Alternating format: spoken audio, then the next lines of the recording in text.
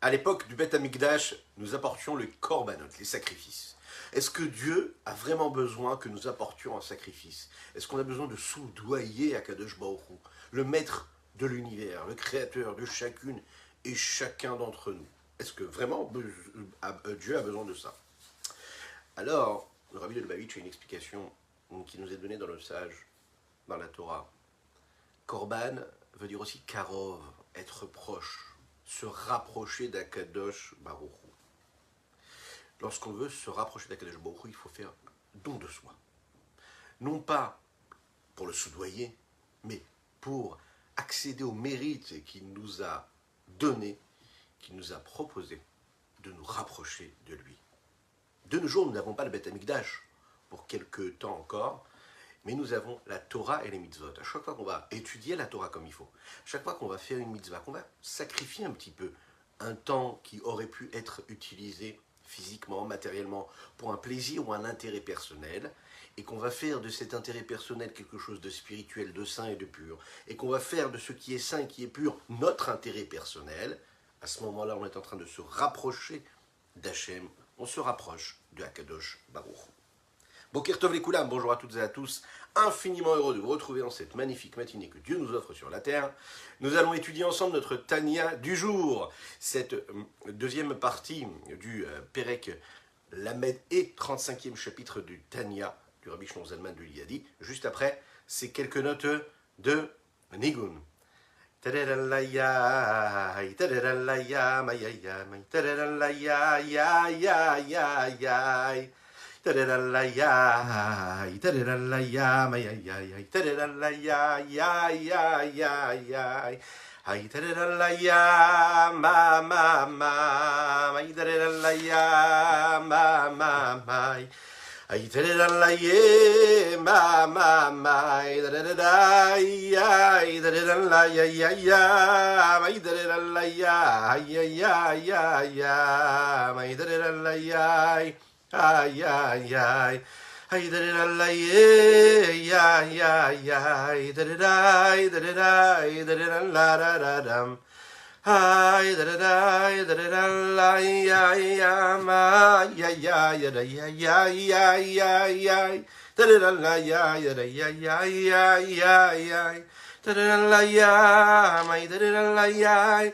Ay, ay, ay, ay, ay, ay, ay, da da da ay, ay, ay, ay, ay, da da da ay, ay,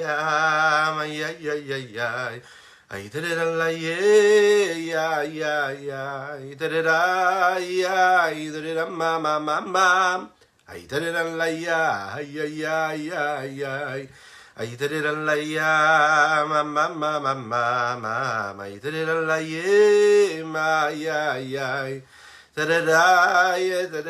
ay, ay, tadadaya. Boker Tov à tous ceux qui nous rejoignent. Boker Tov, nous étudions pour la Refouach Shelema de Avraham Nissim Ben Sultan Akadosh Baruch Hu lui envoie une guérison totale et complète maintenant.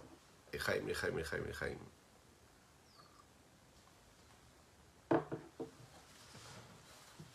Nous nous sommes quittés hier sur le mashal, cette métaphore-là que le Zohar donne, et qui concerne cette neshama que nous avons toutes et tous en nous, et qui correspond à cette bougie qui est constituée d'une mèche, d'une cire, ou bien d'une matière qui sera, elle, combustible, de l'huile, et bien sûr la flamme qui brûle, cette mèche qui brûle et qui donne cette flamme. Après avoir posé les deux questions essentielles dont nous avons parlé, à savoir pourquoi est-ce que nous sommes descendus ici-bas sur Terre et comment on s'en sort ici-bas sur Terre, on va baser cette troisième partie sur ce que le Zohar nous dit. Il dit comme ça dans le texte, Achacham enav berosho. Celui qui est sage, il a les yeux dans sa tête. Qu'est-ce que ça veut dire? En effet, nous avons tous, Baruch Hashem, des yeux qui font partie de notre visage, qui font partie de notre tête. Ok, mais qu'est-ce que ça veut dire? Quelle est l'idée ici quand on nous dit dans le texte que le sage est nav berosho? Est-ce qu'il y a uniquement chez le sage des yeux qui lui permettent de voir les choses? Ou est-ce qu'il y a une signification particulière? Pour comprendre cela, le Zohar nous a ramené cette métaphore-là, la bougie. De la même manière que la bougie, il y a la mèche, il y a le feu et il y a l'huile. Et la partie la plus grossière, c'est bien sûr la mèche, celle qui crée un combustible, une matière un matériau qui va pouvoir brûler et permettre à cette huile là aussi de le saisir ce feu-là et de le garder, de le maintenir ici-bas. Et nous l'avons dit, la partie la plus élevée, la plus spirituelle, c'est donc le feu. Pourquoi? Parce qu'il n'a pas de poids particulier, il n'a pas de matière. Et par cet intermédiaire-là de l'huile, qui a pour but de garder cette flamme-là, eh bien, il devient lui-même une flamme, il devient lui-même le feu qui va brûler. Chez l'homme, ces trois constituants-là sont le corps qui lui correspond à la mèche, la shrina, la présence de Dieu, elle qui correspond au feu, et bien sûr les bonnes actions qui correspondent à l'huile. Le corps, lui, c'est la partie la plus grossière, celle qui a le plus de grossièreté, de matière. Elle ne fait pas partie a priori de la lumière de la Shrina, de la présence de Dieu. Son but à elle, c'est quoi? C'est uniquement de donner à la Shrina une place où elle va pouvoir se poser. La lumière de la Shrina, c'est la partie la plus supérieure, suprême. Et bien sûr, par l'intermédiaire de l'huile qui lui permet à cette Shrina d'exister, le Zohar nous dit que les mitzvot qu'un homme va faire, quand on fait une bonne action, eh bien ça devient du matériau, ça devient quelque chose qui va pouvoir brûler et qui va pouvoir permettre à la Shrina, à l'évidence de Dieu, d'être là ici-bas sur terre avec nous. C'est par rapport à cela que le Zohar va nous expliquer, nous dire que quand nos sages nous disent « Ah, chacham enav berosho », le chacham, lui, a les yeux dans sa tête. Qu'est-ce que ça veut dire? Ça veut dire que les yeux, la vision courte, longue, les pensées qu'un homme peut avoir sont toujours dirigées vers quelque chose, aspirent à quelque chose. Eh bien, le chacham, lui, c'est celui qui a une pensée, qui a des yeux, qui regarde dans la direction de la Shrina. La seule chose qui l'intéresse, c'est de savoir ce qu'il est en train de vivre, ce à quoi il est en train de penser, ce qu'il est en train de dire, ce qu'il est en train de faire. Est-ce qu'il le dirige vers quoi? Achachavenav berosho, lui, il pense tout de suite à ce qu'il y a au-dessus de tout. Et qu'est-ce qu'il y a au-dessus de tout? Il y a la Shrina. Donc il va toujours diriger tout en fonction de ce qu'est la lumière de la Shrina, la présence de Dieu. C'est la raison pour laquelle il se soucie toujours de faire des bonnes actions. Il a besoin de matériaux. Donc il est à la recherche d'une bonne action. Cette bonne action, c'est ce qui va lui permettre de se diriger vers la lumière de la Shrina et de s'éclairer, de s'illuminer de la Shrina. Comme il est dit, Shemen al rosh echal yersa, au point que l'huile ne manquera jamais sur sa tête. Sur ta tête, qu'est-ce que c'est? C'est-à-dire que quand un homme court après les mitzvot, essaye encore et encore de faire des mitzvot, eh bien il arrive à avoir assez de matière pour faire résider Dieu ici-bas sur terre. C'est la raison pour laquelle on court après les mitzvot. C'est la raison pour laquelle, par exemple, on porte cette kippa sur la tête. Pourquoi? Pour toujours se souvenir, être conscient de la Shrina, de la présence de Dieu. Savoir que nous avons quelque chose au-dessus de nous. L'obligation de mettre la kippa apparaît dans le Talmud, dans le traité Kiddushin ou dans le Zohar, et a même été instaurée dans le Shulchan Aruch, dans la partie Orach Chaim. On peut voir même une allusion dans le fait et la nécessité de devoir se couvrir la tête. Quand la Torah nous parle, par exemple, des vêtements que les Kohanim portaient au Beth Amikdash, un des vêtements, c'était ceux qui portaient sur sa tête. Ça veut dire que de servir Dieu, ça nécessite des efforts, ça nécessite un acte et une forme de matérialisation. Et là, en l'occurrence, c'est quoi? Achachavenav berosho. Je porte une kippa. Et de cette façon-là, je montre que je dirige tout vers Dieu en réalité. Que toute mon existence, elle est cette matière, elle est cette huile qui est là pour brûler pour Dieu, pour permettre de faire résider Dieu ici-bas dans ce monde-là, afin de créer un monde bon, serein. Mais pour cela, il nous faut une consolation quand même, parce qu'on fait quand même un effort. L'Echaim, l'Echaim.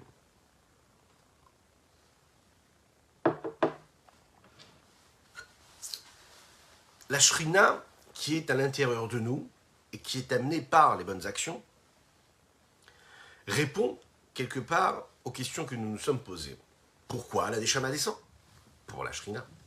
Qu'est-ce qu'elle doit faire une fois qu'elle est ici-bas? Comment est-ce qu'elle va s'en sortir? Elle va tout faire pour ramener la Shrina, pour faire descendre ici-bas Dieu. Bien sûr qu'on aura du mal à transformer notre corps et notre mauvais penchant. Bien sûr qu'on peut faire quelque chose de magnifique, faire une très très belle mitzvah, étudier bien la Torah, faire une très belle tefila, et juste après, être complètement dans une chute vertigineuse, vers les tentations du monde, vers l'impureté du monde. Alors qu'est-ce que ça veut dire? Tu as apporté de la lumière, mais tu n'as pas réussi à transformer ton corps. Ton corps, il reste ton corps, physique, matériel. Peut-être qu'on ne réussit pas à transformer le corps, on ne réussit pas à transformer le penchant. Mais dans ce service de Dieu, il y a des conséquences qui vont être très grandes. C'est qu'on aura réussi à un moment donné à faire descendre la Shrina et à faire résider ici Dieu ici-bas. Quelle est l'importance de l'action? Et la réponse, elle est que c'est précisément l'action qui permet à Dieu de résider dans le corps de l'homme, comme le Zohar nous l'avait dit. La Shrina, la présence de Dieu ne peut résider que par l'action. Et pourquoi précisément l'action? Le Rabbi Shneur Zalman va nous le dire ici dans les mots.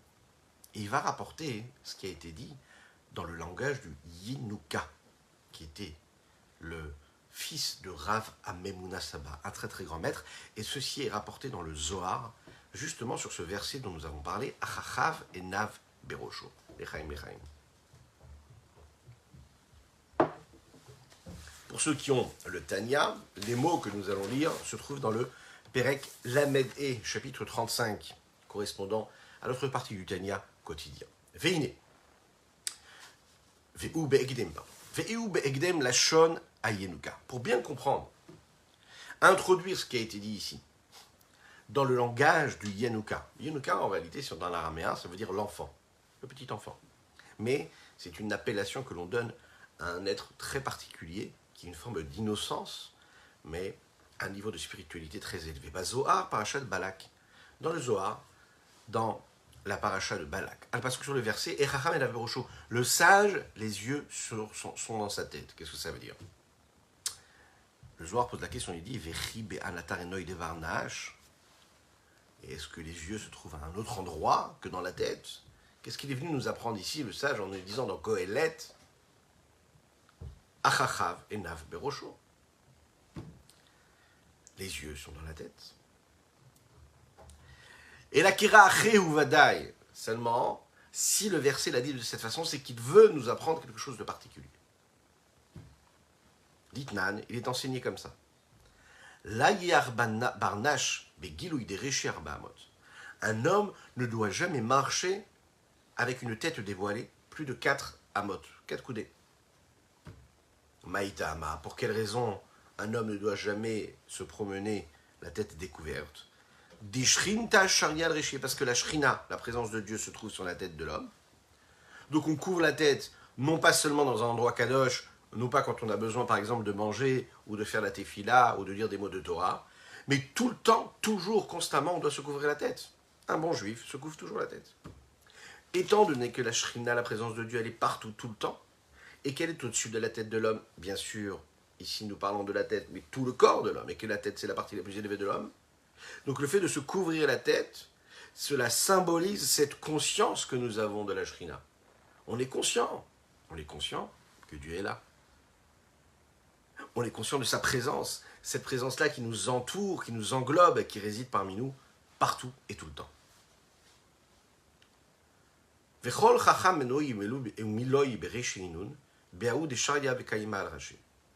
Tout sage, d'accord, et nav berosho, ça veut dire quoi? Vous savez, c'est comme poser le regard, ok? Ça veut dire quoi poser le regard? Le regard, il est là, il est en nous. Poser le regard, ça veut dire être focus, être conscient de ce qui se passe. C'est ça le sage. Il fait attention à ce qu'il dit. Ses paroles, elles sont aussi dans sa tête, c'est-à-dire, elles concernent et elles sont influencées par la lumière de Dieu et qui se dévoile sur sa tête. Et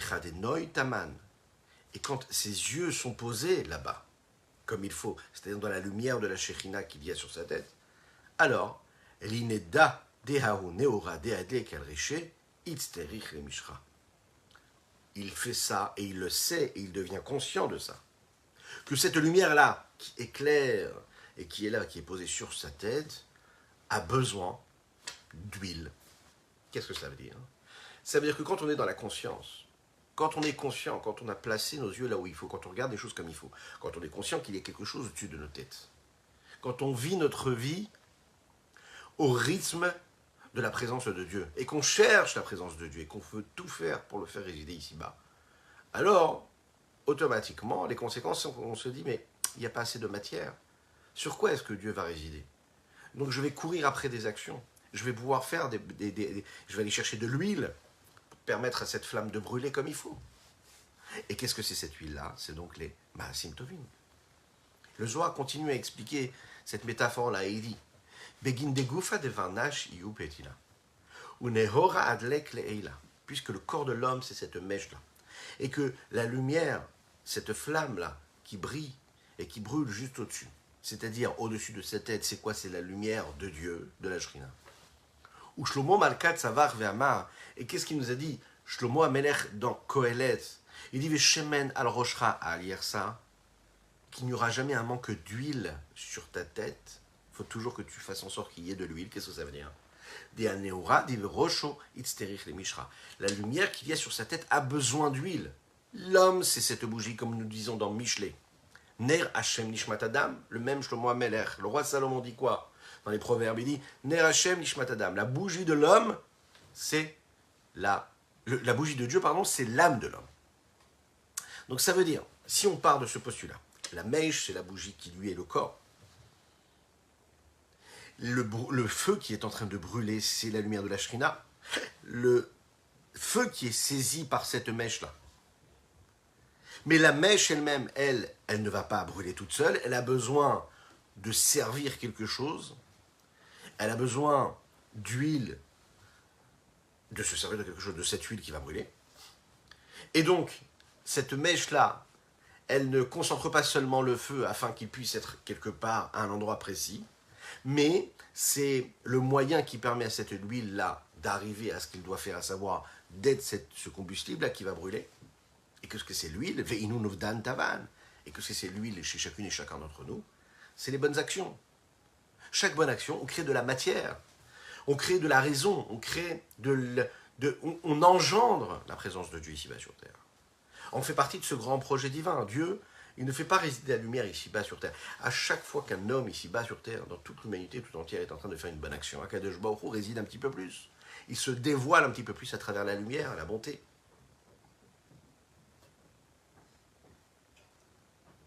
En réalité, chaque fois qu'un homme va accomplir une mitzvah, qu'est-ce qu'il est en train de faire?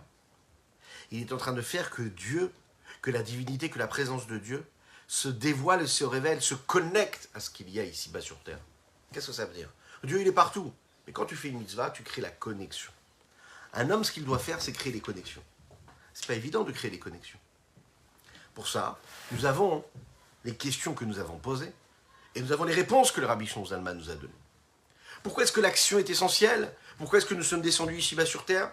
Pour nous battre tout le temps, à chaque instant de notre vie, contre le monde qui nous entoure, contre toutes ces pulsions, contre toutes ces tentations, contre toutes ces choses des fois négatives, qui nous empêchent de nous construire et de nous bâtir, qui nous empêchent d'évoluer dans cette sainteté et cette pureté-là. Eh bien, c'est comme ce feu-là. Vous savez, la flamme, là, ce qu'elle veut, elle, c'est monter vers le haut. Elle combat, vous avez vu la flamme, elle est attirée vers le haut, elle n'est pas tranquille, elle bouge sans arrêt. Pourquoi? Elle veut retourner à sa source. Ok? Donc, c'est tout à fait normal que l'homme ne soit pas serein. Pourquoi est-ce qu'il n'est pas serein? Parce qu'il a envie, il est attiré par quelque chose. Par quoi? Par le feu de la Gdusha. Samra Yetzera, il vient, il s'immiscie dans son existence, son mauvais penchant. Le corps s'immiscie dans ce grand projet et il empêche cette flamme-là. Il la dirige là où il ne faut pas. Elle ne sait pas pourquoi, mais elle a une énergie. Elle n'arrive pas à atteindre le but. Elle est en mouvement. Le Yetzirah va s'immiscer comme ça, va s'introduire en lui. Le mauvais penchant est là pour le refroidir et pour le concentrer et le mettre sur autre chose. Il faut donc nourrir cette Neshama-là. Il faut donc nourrir cette huile-là. Il faut nourrir cette Shrina, cette lumière de la Shrina qui est sur nous, qui est représentée par cette kippa, qui est cette conscience-là que Dieu est là, près de nous, au-dessus de nous, en nous, autour de nous. Lechaim, lechaim.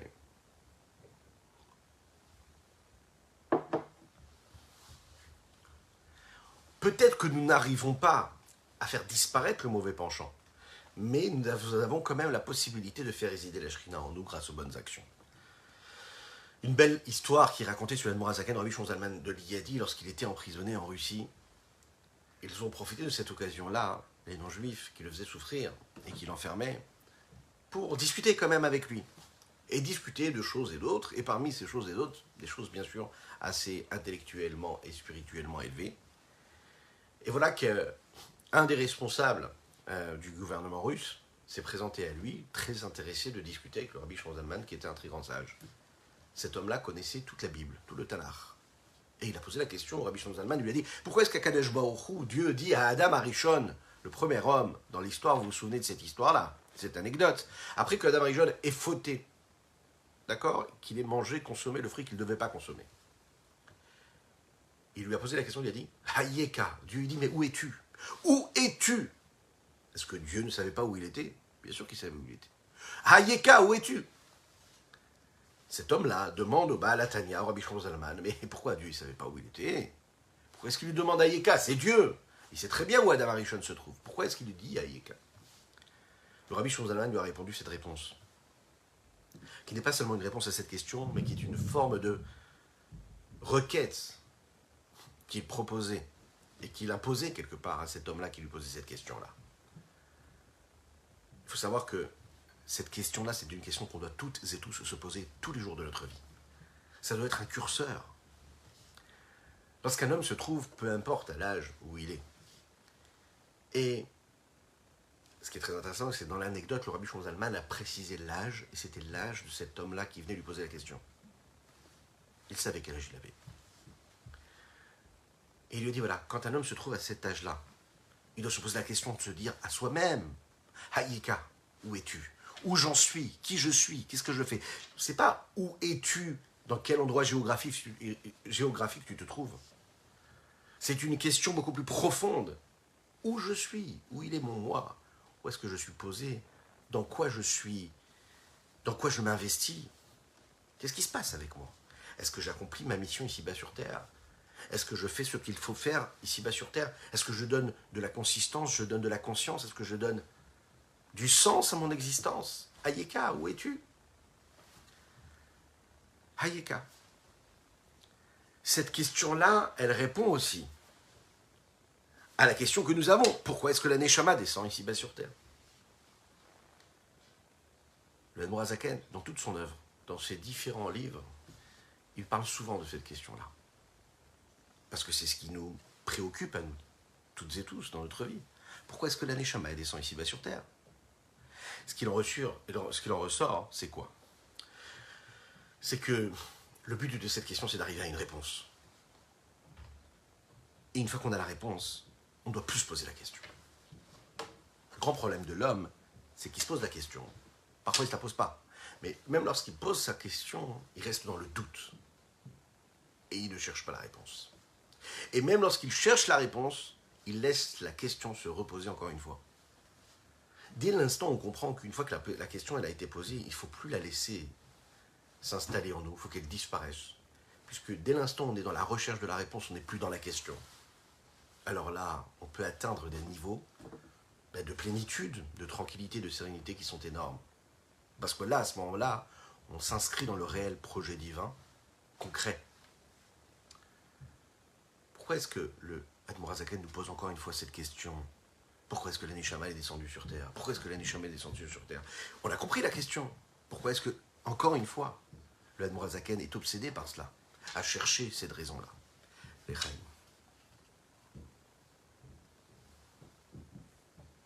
En fait, c'est une question qui n'est pas une question, c'est un cri. C'est un cri de douleur, c'est un cri de volonté que le Admor HaZaken est en train de donner, de nous offrir à chaque fois. Lorsque le Admor HaZaken, le Chassidim expliqué comme ça, pose cette question-là, c'est un cri qui vient des douleurs de l'âme, du cœur.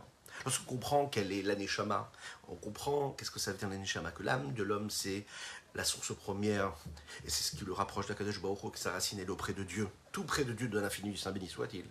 Et lorsqu'on est conscient que cette Neshama elle est là dans ce corps matériel, si étroit, physique, matériel, qui enferme cette Neshama qui a du mal à la laisser s'exprimer, on imagine l'importance de la Neshama, de l'âme et de sa sainteté supérieure, suprême. De l'autre côté, on voit comment est-ce qu'on peut descendre de cette montagne, de ces sommets tellement hauts vers cette chute-là, si basse. Il y a une souffrance, une douleur qui se réveille. Et là, le Admorazaken pose encore une fois la question, et encore une fois la question. Pourquoi est-ce que cette Neshama descend ici-bas sur Terre? Pourquoi est-ce qu'on doit être préoccupé par des choses si physiques, si matérielles, sans importance, si banales, si nulles, vain? La deuxième réponse, c'est que le Admorazaken, quand il pose cette question, il est en train aussi de replacer l'objectif, le curseur. Rappelle-toi, qui es-tu? Pourquoi la Neshama elle est descendue sur Terre? Ça veut dire, Hayeka, qui es-tu? Qu'est-ce que tu fais de ta vie? Qu'est-ce que tu fais de tout temps? Qu'est-ce que tu fais de tes minutes? Qu'est-ce que tu fais de ton énergie? Qu'est-ce que tu fais de tes traits de caractère, de tes vertus? Ça nous rappelle un petit peu à l'ordre, et ça nous rappelle aussi ce que nous devons faire toutes et tous, chacune et chacun. Se poser la bonne question, à savoir, qu'est-ce que je peux faire de plus pour me rapprocher un petit peu plus d'Akadosh Baruch Hu, de Dieu? Hayeka, c'est où es-tu? Où est-ce que tu te places? Où est-ce que tu as placé le curseur? Encore une fois, et encore une fois, se poser cette question-là. Quand on réussit à se poser cette question-là, eh bien d'un côté on a la douleur de la Neshama, le cri qui est qu'on veut se rapprocher de Dieu, mais de l'autre côté, notre quotidien, petit à petit, en faisant résider Dieu dans notre vie, il écarte tout ce qui peut être négatif, et il écarte le mauvais penchant qui veut nous détourner de notre objectif, celui juste de faire du bien, de dévoiler Dieu ici-bas sur terre, qui est déjà là, mais en faisant la mise, on le dévoile, on nous permet d'éclairer le monde, encore un petit peu, et encore un petit peu. Où es-tu? Là où tu dois être. Bonne journée, que Dieu vous bénisse et qu'il vous protège, et des très bonnes nouvelles pour le peuple juif, Bezrat Hashem.